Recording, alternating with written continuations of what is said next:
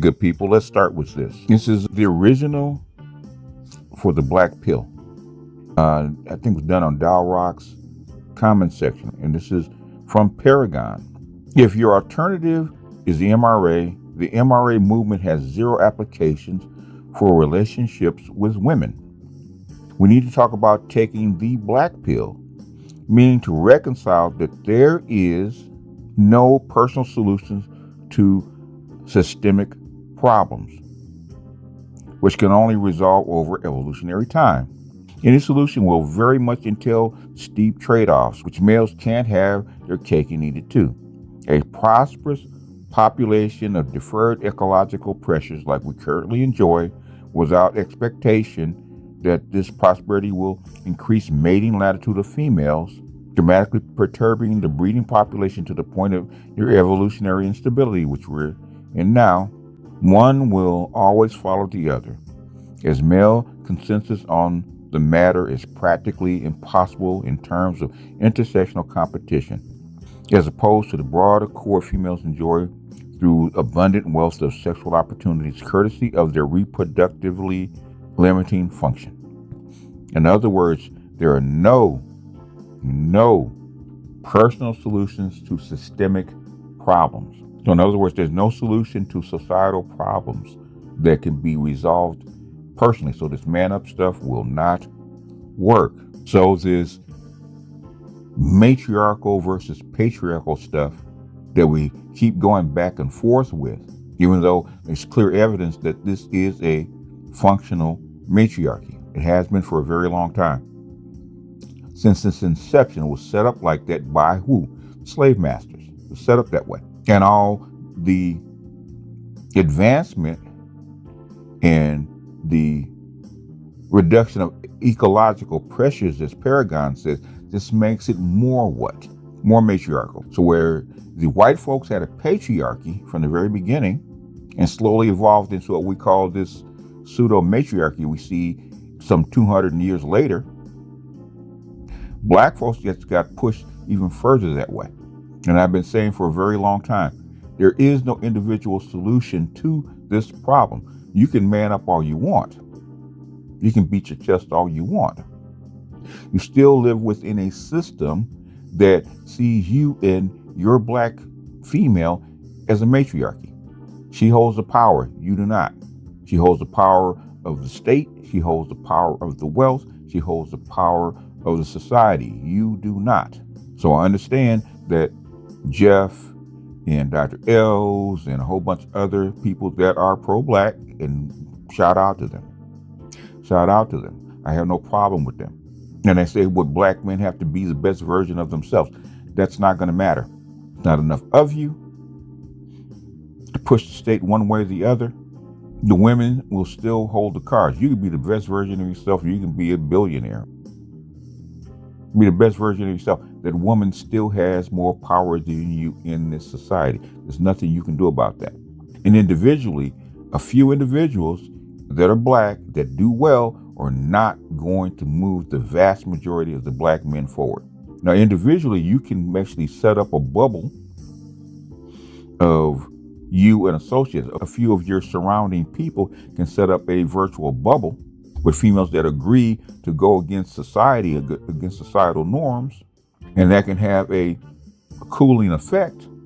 But anytime one of those women actually want to go rogue, they can. Look at the so-called the Nation of Islam, NOI, or the Black Islamics. As long as those women are in agreement with their practices and the way they do things, everything is fine, right? But as soon as they don't, you do not have power to rein that woman back in. I played a video from some Black Islamics in Philadelphia. They were complaining about the exact same thing that everybody else complains about. Individuals do not have the power to change society. Not individually. They have to gather together and change the environment that people are in. The reason that I knew that black women and white women are going to come back to the table and have to cede some power is because they actually need men to actually run the society. Without men, the society will collapse. That's why matriarchies collapse. Matriarchies collapses because the men refuse to actually participate in that said system. Men don't have to participate. People forget that. You do not have to participate in a system that doesn't serve you. And that's what the so-called incels and the MGTOWs figured out. If we don't participate, we don't have to participate. We might suffer. We might suffer a bit is because we're not engaging in the societal norms. What the thing is, we can find other ways around the societal norms and be happy. Passport bros, tricking, whatever you want to call it, rotations, whatever call it, pay for play. And you can ameliorate any negatives in societal pressure, and you can actually go bypass it. You don't have to participate, which is what they found out. But until we got a critical mass of men, because remember when we started MGTOW, we didn't have a critical mass, a very small minority that were going up against the MRAs. Okay, MRAs had a bigger movement, but the thing is, they could not change society because the way they were doing things, they just fed back into the loop. And what so-called incels and what so-called MGTOWs figured out is we don't participate. If we lay flat and not participate, they got to come find you because they need you as a widget to plug into that machine. The machine does not work if too many of the participants fail. If you work 20 hours a week rather than 50, that has a huge impact on the whole society. And you get enough of these guys doing the exact same thing, being minimalist and not participating and pushing the society forward, it's going to have a broad effect, which is already having, which is why you have a Scott Galloway, which is why you have a Richard Reeves, which is why you have laws changing. They have to give you enough to actually participate. What you're doing is not trying to change the individual per se or make masculinity better, which is fine. Individually, that's fine. But it's not going to change the whole society. Men themselves unless you get a broad mass appeal, cannot change the society as it is. You have to refuse to participate in these activities and make your own society. But the thing is, black men individually cannot do that. Black men are only 6% of the whole society. 6% is not going to move the other 98. The other 94. It's not going to happen. I don't care how much you can get all the black men to try to participate. It's not going to, 6% is not going to move the whole society. Okay? They'll find a way around you. That's even if you can actually convince 100% of the said men to actually participate in the whole thing, which you can't. Now understand that the push to actually encourage men to be their best selves. And we're going to have to get rid of this freaking shaming language that we use for men. I understand you want them to do better. I understand you want to motivate. I don't understand, we get this where black people punch each other in the chest, punch the men in the chest. That works. That's a stick, but you have to give them a carrot. And the carrot has to be beyond just having sex or getting your girl.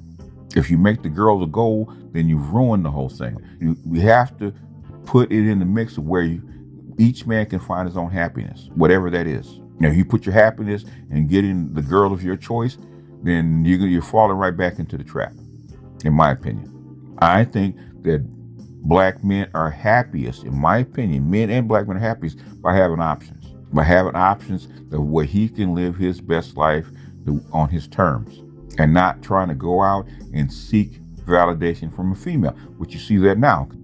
The price got too high. Seeking validation for females was too much work and too hard. Wasn't fun anymore.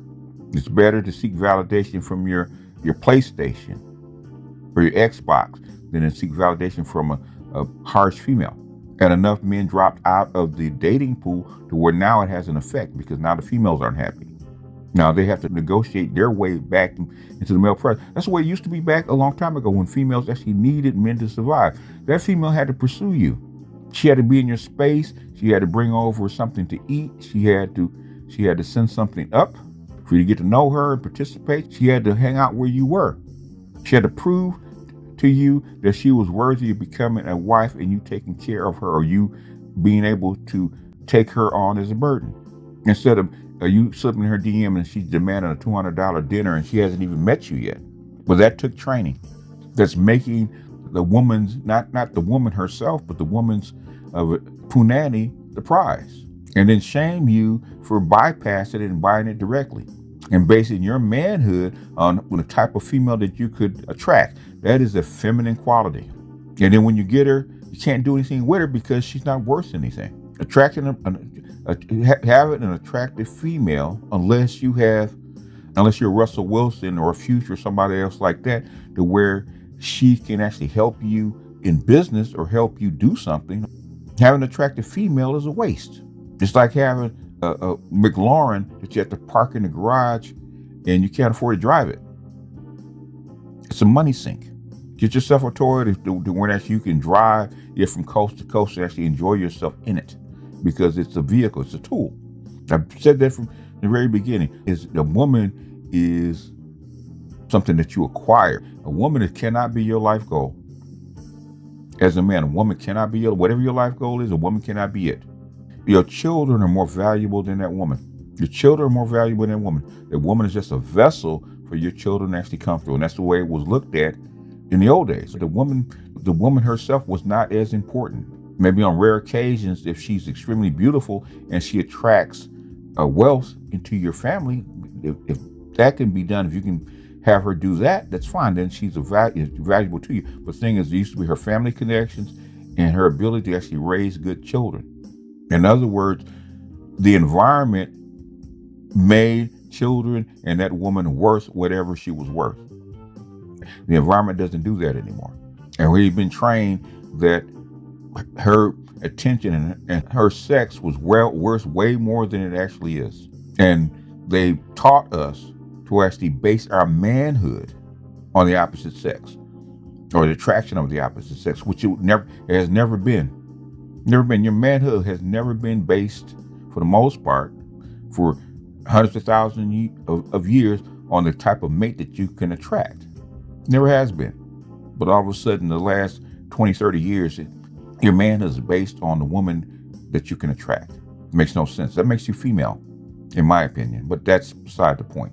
But I really want to say is that in culture is actually developed from the human being and the environment that you're in.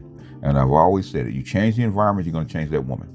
AI and Donald Trump have changed the way women approach us. They're still mean. They can still be mean. They can still say ugly stuff. But all of a sudden, that ugly stuff that they've been saying is all of a sudden getting a whole lot softer in just the last couple of years.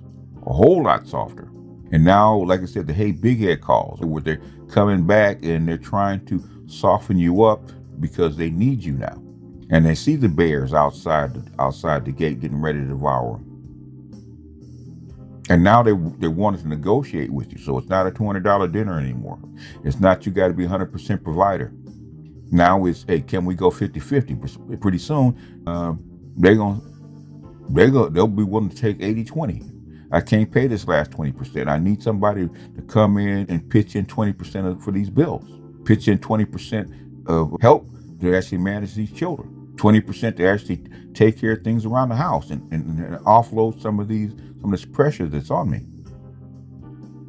My insurance policy in case I lose my job, which a lot of times your job is tenuous. You're going to need that extra person to be in the house, to take up the load just in case. Which your extended family used to. If you didn't have a place to stay or you got to be homeless, had a large extended family. So if you got 6 kids and you had an extended family, each child could actually have a home or a place or a bed to go to, even though you were separated. They could all survive until you can get yourself together or find you a man or find you a situation and bring your family back together. That happened a lot. It happened to me when I was younger. I had to go stay with my grandmother for a year until my mother got herself together. But the thing is, You cannot individually man up and change a societal problem. The problem with the black community is twofold. One, that white people do not want the black community to exist. They want it to fold in, as Moynihan said, into the family of Americans. It's not supposed to exist outside of the white collective. Number one. And number